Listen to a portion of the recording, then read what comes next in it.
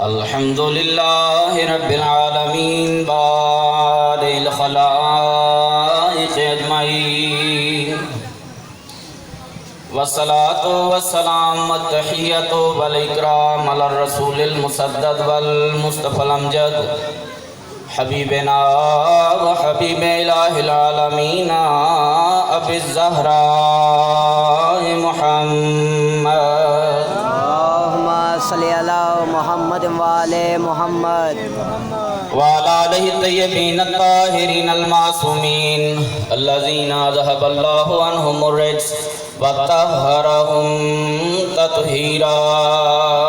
اللهم صل على محمد وآل محمد. أما بعد فقد قال سبحانه وتعالى في كلامه المجيد والفرقانه الحميد وقوله الحق وهو أصدق القائلين.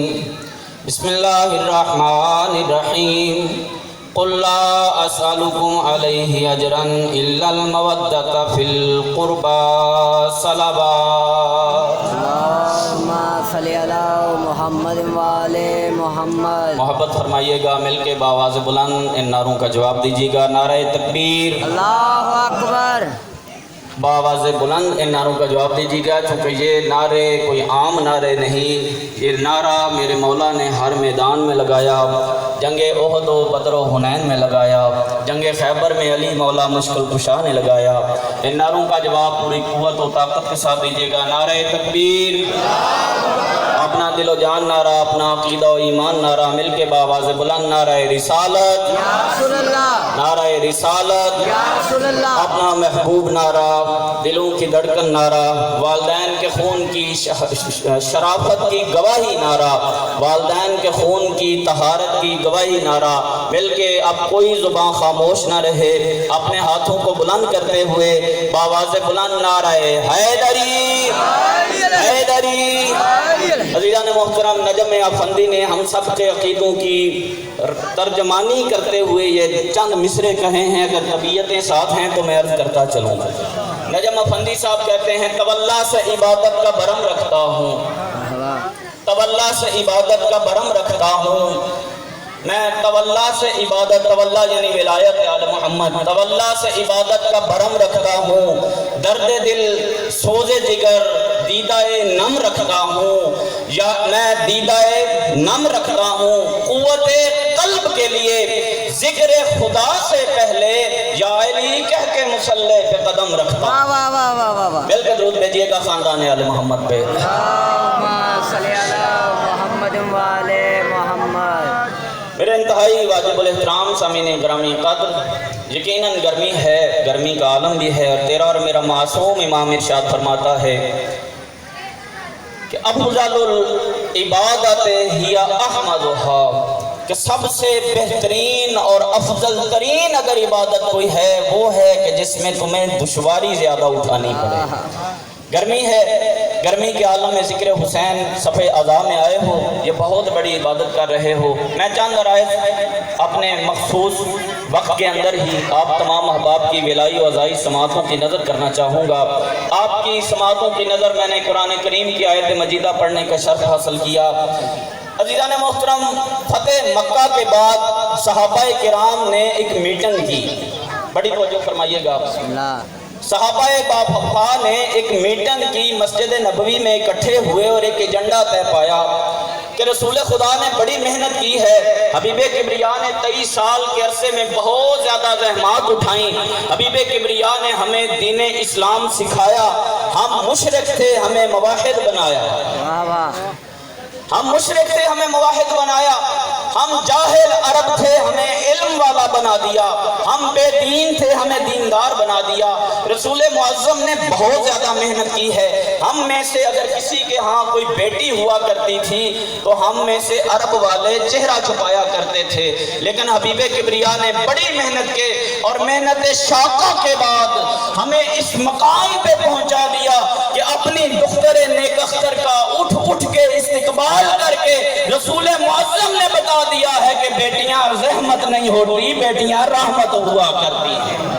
بیٹیاں رحمت ہوا کرتی ہیں. بڑی محنت کی، بڑی مشقتیں اٹھائیں، اب ہمارا فرض بنتا ہے کہ ہم اپنے حبیب کو کار رسالت کا کچھ اجر دیتے ہوئے نظر آئیں، اجر رسالت ادا کریں۔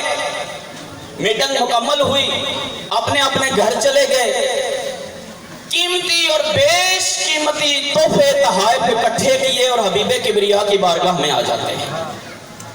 سرکار نبی رحمت، آپ نے بہت زیادہ محنت کی، بہت زیادہ مشقت کی، بہت محنت کے بعد آپ نے دین اسلام کو ہم تک پہنچایا۔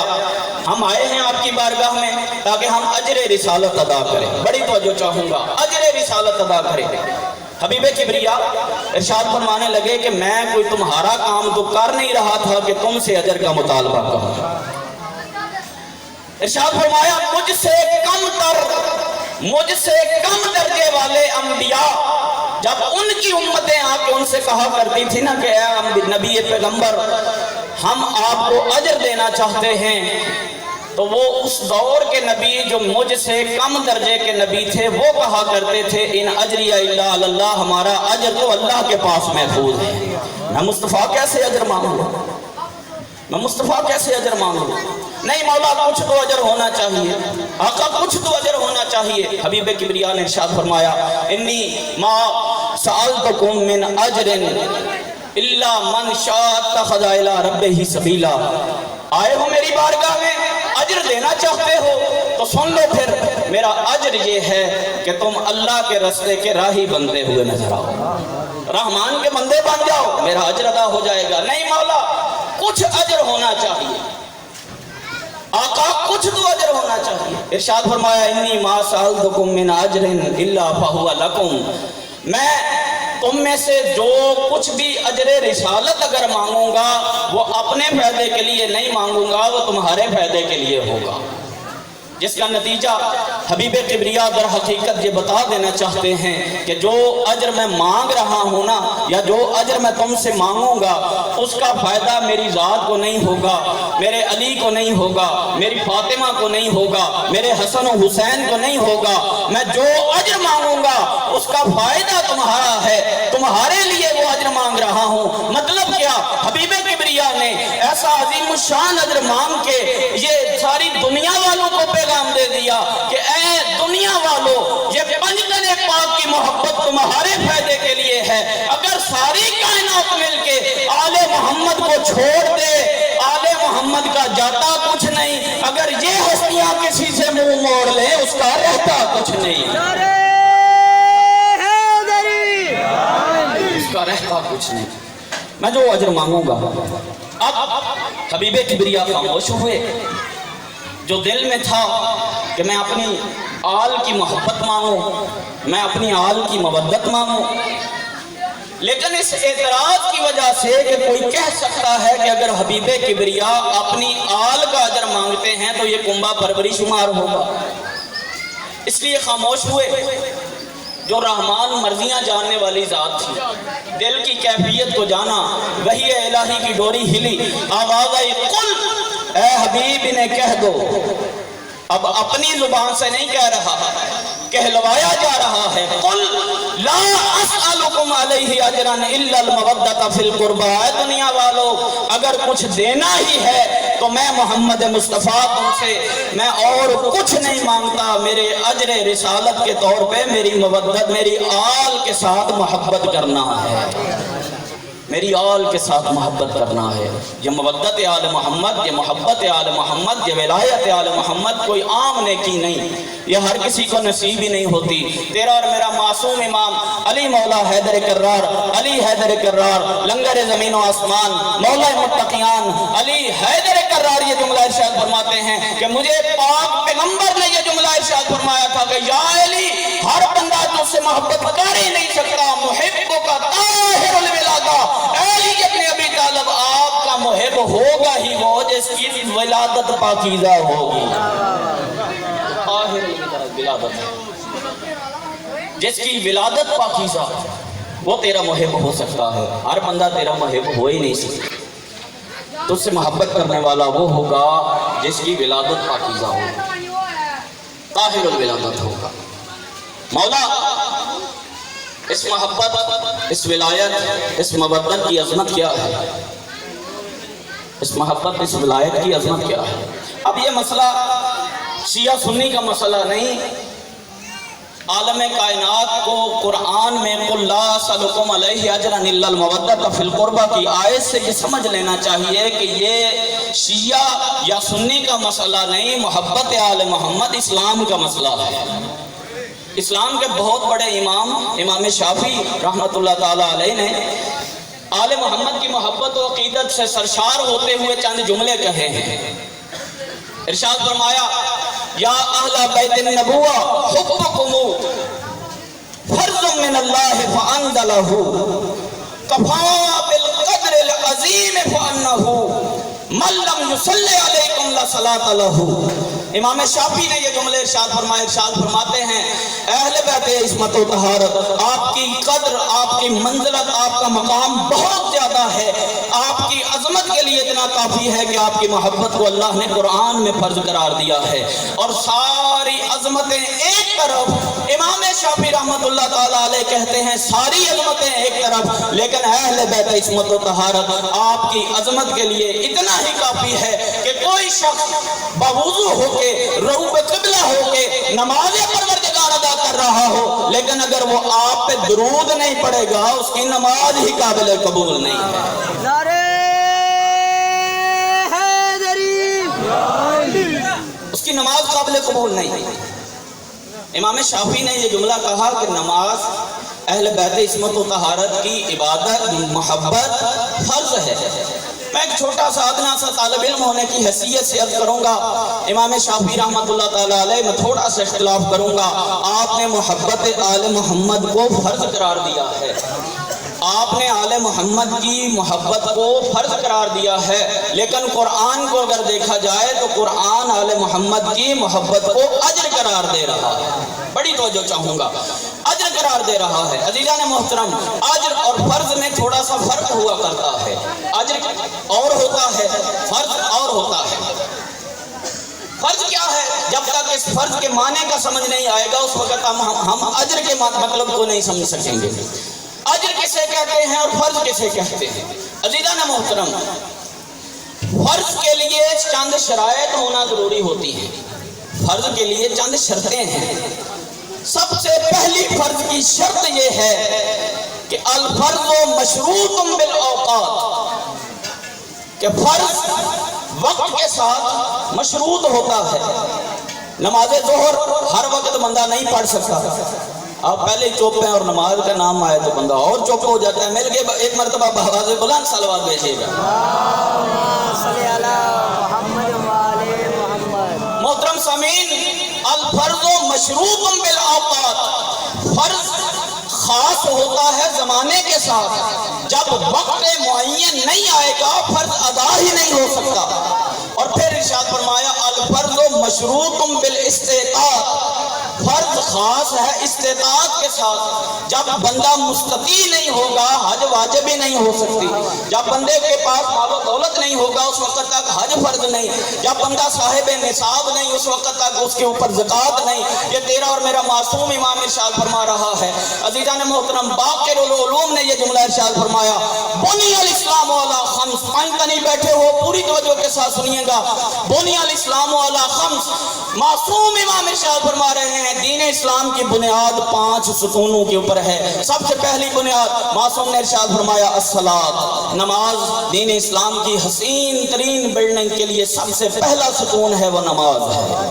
پھر ارشاد فرمایا دین اسلام کی حسین ترین بلڈنگ کے لیے دوسرا ستون الصوم، روزہ۔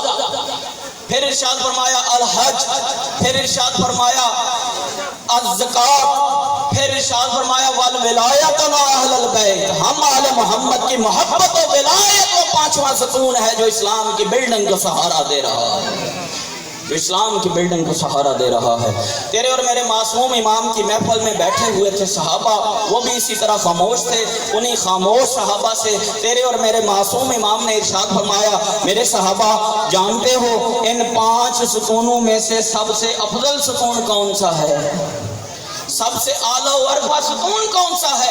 تیرے اور میرے معصوم امام کا ارشاد فرمانا تھا جو جس مزاج کا حامل تھا اپنے اپنے مزاج کے مطابق جواب دیتا رہا. کسی نے کہا مولا نماز افضل، کسی نے کہا مولا صوم افضل، کسی نے کہا مولا حج افضل، کسی نے کہا زکوٰۃ افضل. جب سارے اپنی اپنی آراء دے چکے نا تو تیرے اور میرے معصوم امام نے جو جملہ ارشاد فرمایا نہیں نماز افضل نہیں ہو سکتی. کیوں مولا افضل کیوں نہیں ہو سکتی؟ دلیل کیا ہے؟ مولا نے ارشاد فرمایا کہ نماز ہر وقت اپنی حقیقی صورتحال پہ مقرر نہیں رہتی. جب بندہ سفر پہ چلا جاتا ہے نا 4 رکعتی نماز 2 رکعتی ہو جایا کرتی ہے. مولا روزہ کیوں افضل نہیں؟ سرکار نے ارشاد فرمایا روزہ اس لیے افضل نہیں کیونکہ روزہ بھی سفر کی حالت میں رکھنا حرام ہو جایا کرتا ہے. سفر کی حالت میں حرام، مریض ہو گیا ہے تو مریض کے اوپر رکھنا حرام. روزہ بھی افضل نہیں ہو سکتا. مولا حج افضل، سرکار نے ارشاد فرمایا نہیں حج بھی افضل نہیں. کیوں مولا؟ دلیل کیا ہے؟ سرکار باقر العلوم نے یہ جملہ ارشاد فرمایا روزہ حج اس لیے افضل نہیں کیونکہ حج ہر بندے کے اوپر واجب ہی نہیں. ہر حج واجب ہے فقط اس بندے کے اوپر جو بندہ صاحب استطاعت ہے، جس کے پاس مال و دولت دنیا موجود ہے. سرکار زکوٰۃ افضل، ارشاد فرمایا نہیں زکوٰۃ افضل نہیں ہو سکتی. کیوں مولا؟ دلیل کیا ہے؟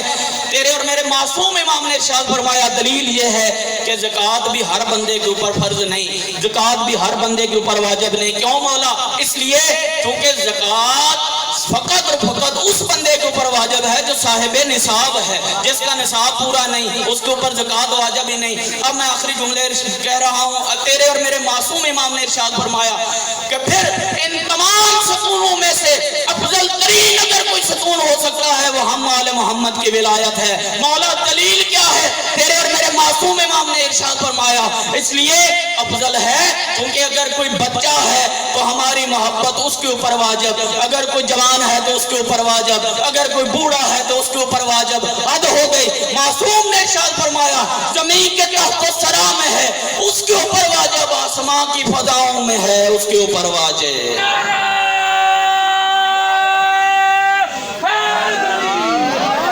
میں ختم کروں. میرے محترم سامعین، جس اجر رسالت کا تقاضا تیرے اور میرے رسول نے کیا تھا 61 ہجری کو مسلمان وہی اجر رسالت ادا کرنے کے لیے آ گئے. تلواریں نیزے لے کے خاندان آل محمد کو اجر دینے کے لیے آئے ہوئے ہیں.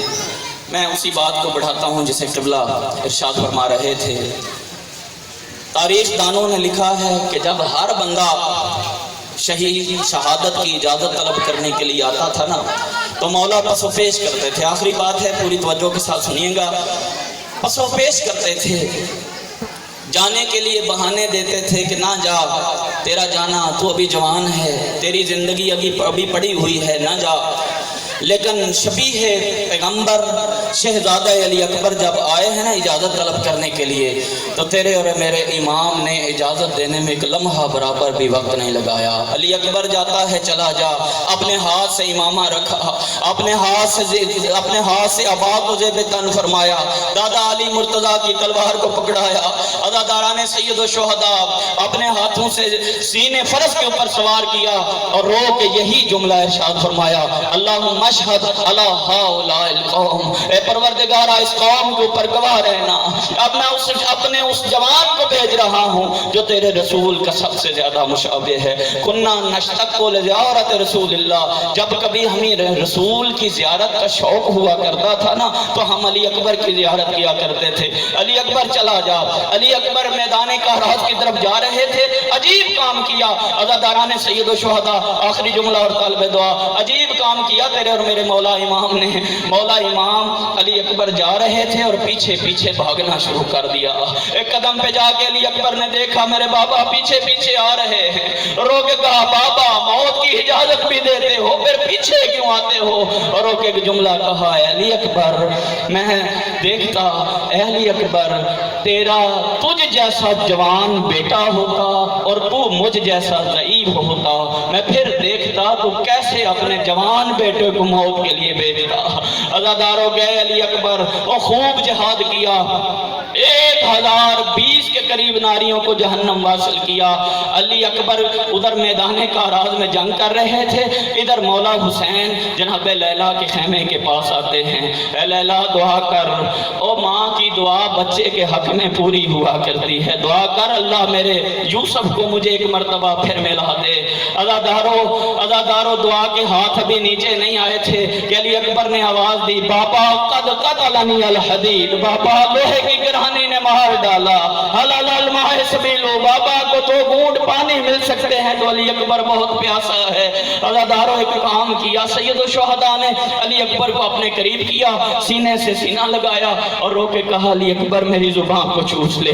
अली अकबर ने मुंह में जुबान रखी, अज़ादारा ने सैयद शुहदा जुबान का रखना था और 2 कदम पीछे हटे। अली अकबर रो के कहा, बाबा आपकी जुबान तो मुझसे भी खुश हो चुकी है, अली अकबर चला जा और दरे जन्नत पे तेरे नहाना और जामे कौसर लिए खड़े हैं। अज़ादारों खूब जंग की, एक कमीना कमीन गाह में छुपा हुआ था, टूटी हुई बर्छी के साथ सीने में वार किया, एक खून का फवारा फूटा।